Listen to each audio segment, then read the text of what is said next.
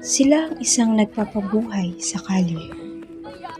Sa kanilang mga tawanan, iyakan, at kulitan. Sa murang edad, sila ay dapat na nag-aaral nangangarap. Tagu-taguan, maliwanag ang Ngunit, buwan. Pagkabilang paano kung sila ay makagawa ng krimen? Nitong nakaraang linggo lang, 9 na menor de edad ang umaming sangkot sila sa carnapping at robbery hold-up kapalit ng iligal na droga.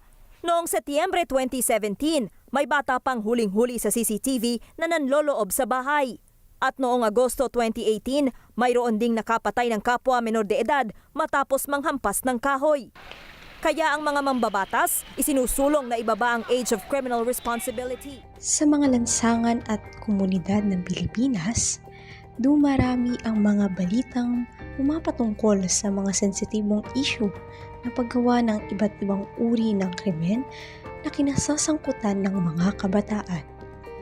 Mula sa pagnanakaw at pananakit hanggang sa mas mabibigat na mga kaso. Unti-unting nababahiran ang murang isipan ng karahasang hindi nila ganap na nauunawaan. Itong nagdaang taon, buwan ng Agosto ay nagkaroon ng mainit na pagtatalo sa pagitan ni Senator Kiko Pangilinan at Senator Robin Padilla. Iminungkahi ni Padilla na dapat ay ibaba sa 10 taong gulang na kriminal na responsibilidad ang nakalagay sa batas. Giit pa niya ay hindi na pangkaraniwang krimen ang kayang gawin ng mga kabataan at maraming mga kabataan ang gumagawa ng krimen. Ngunit hindi napaparusahan. Batid ko po na iba't iba ang magiging reaksyon dito, subalit sa tingin ko ay kailangan na nating suriin ang pagbababa ng edad ng kriminal sa pananagutan hanggang 10 taong gulang po. Sa kabilang banda ay agad naman itong kinontra ni Senator Kiko Pangilinan na siyang may akda nito. Anya ay hindi tamang solusyon ang pagbabago ng batas sapagkat may umiiral na probisyon sa batas na nagbibigay daan para sa mandatory confinement at mga rehabilitation program para sa mga menor de edad. Kanya rin kinontra na hindi totoo na hindi napaparusahan ang mga menor de edad na mga kabataan.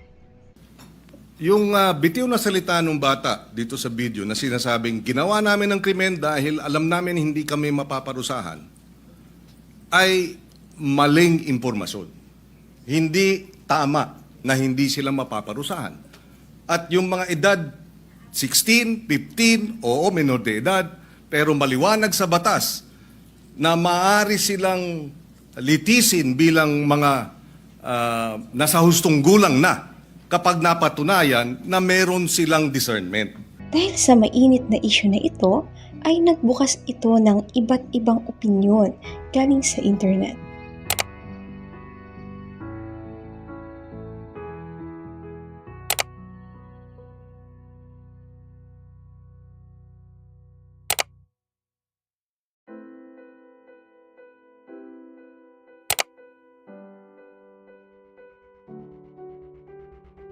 Ngunit, ano nga ba ang opinyon ng mga kabataan dito? Pumunta ang aming pangkat sa Cavite State University Carmona para magtanong at alamin ang ilang estudyante doon kung ano nga ba ang kanilang palagay patungkol sa pagmumungkahi na ibaba ang edad hanggang 10 taong gulang ang kriminal na responsibilidad.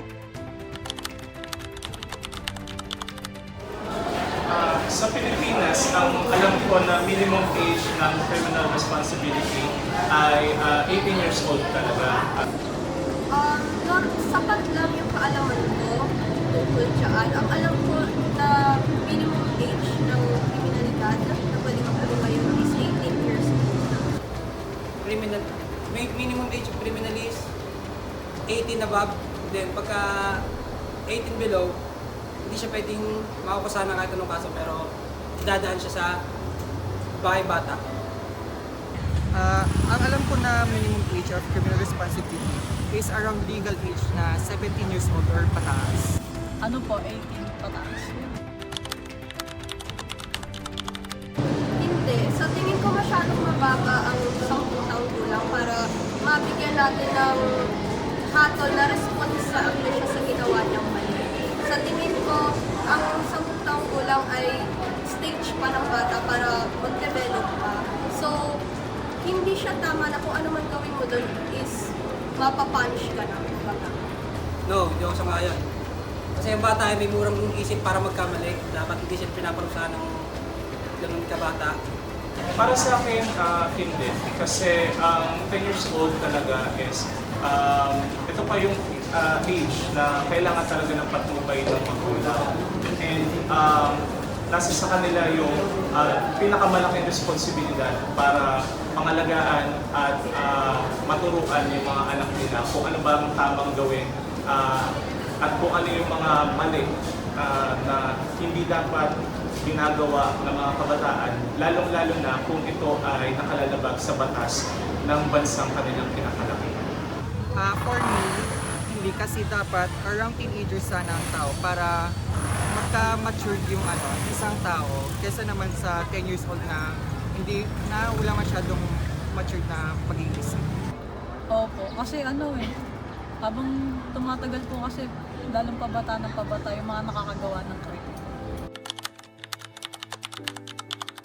Siguro dahil sa mga napapanong issue patungkol sa mga kabataan na nasasangkot sa iba't ibang uri ng kriminalidad.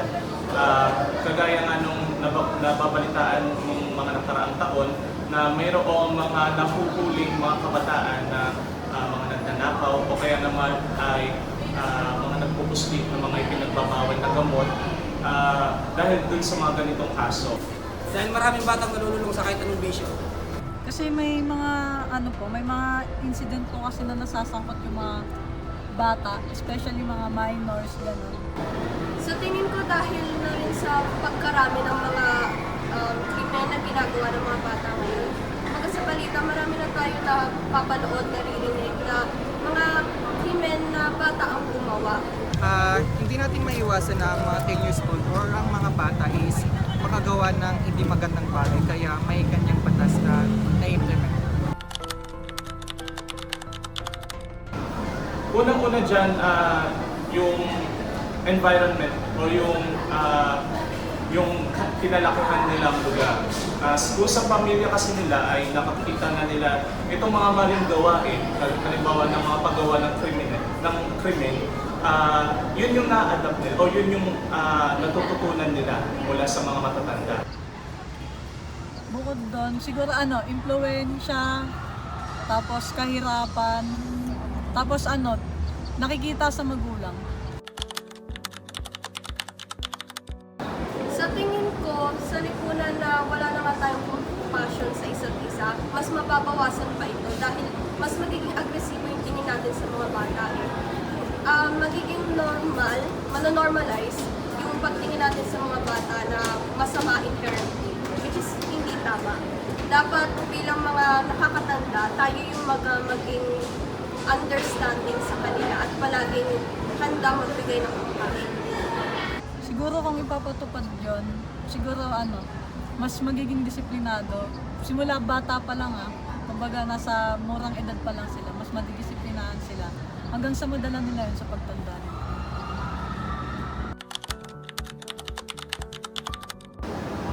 Para sa akin, rehabilitasyon pa rin.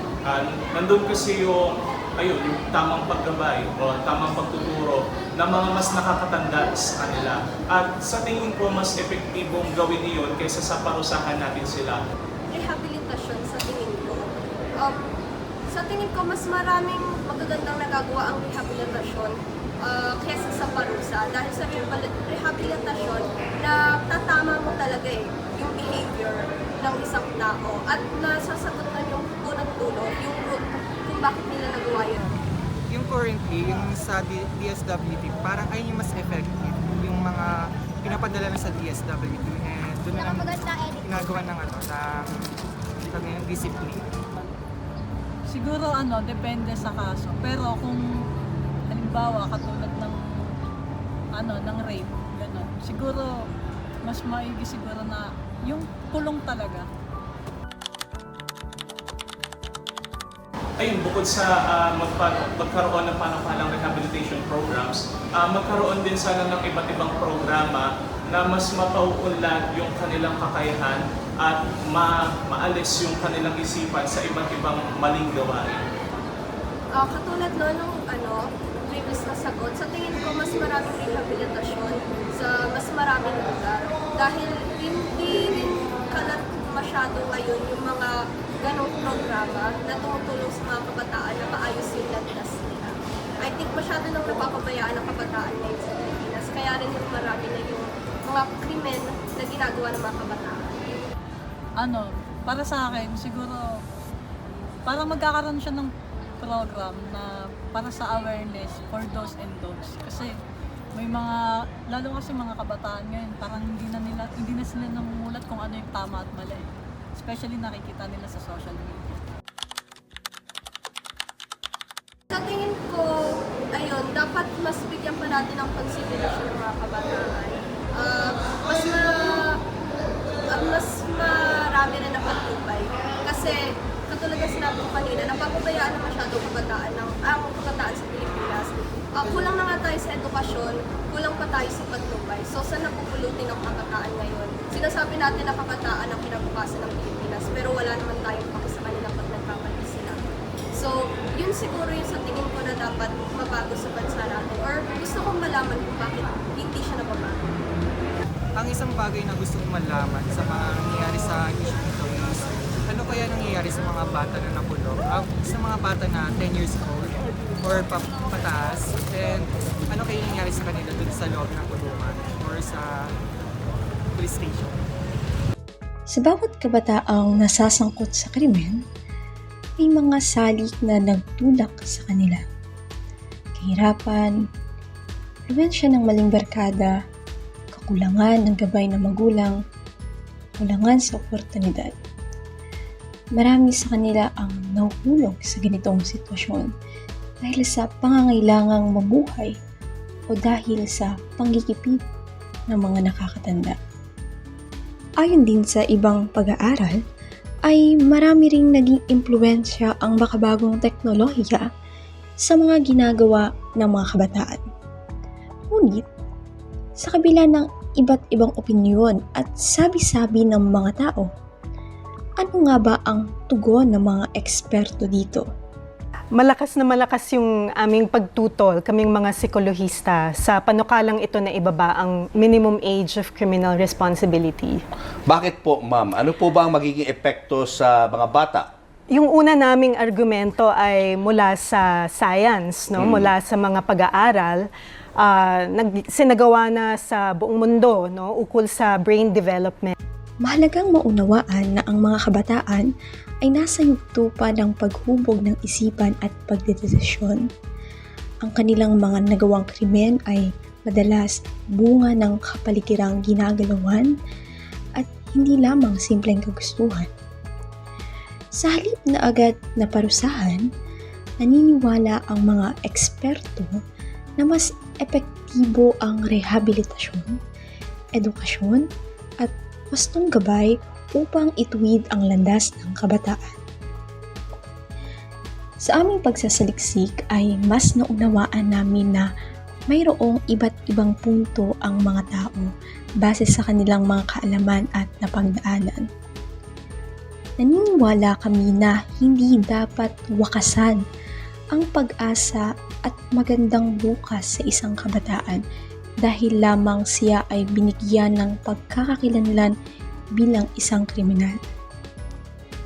Binigyang diin din ni Senator Kiko Pangilinan na mabuti ang nakalagay sa batas, ngunit hindi maayos na nagagawa kaya nagkakaroon ng maling interpretasyon. Ang dapat na unahin ayusin ng ating gobyerno ay ang kanilang mga ipinapatupad at kanilang mga pamumuno. Dahil ang paglutas sa isang problema ay dapat simulan sa sanhi nito.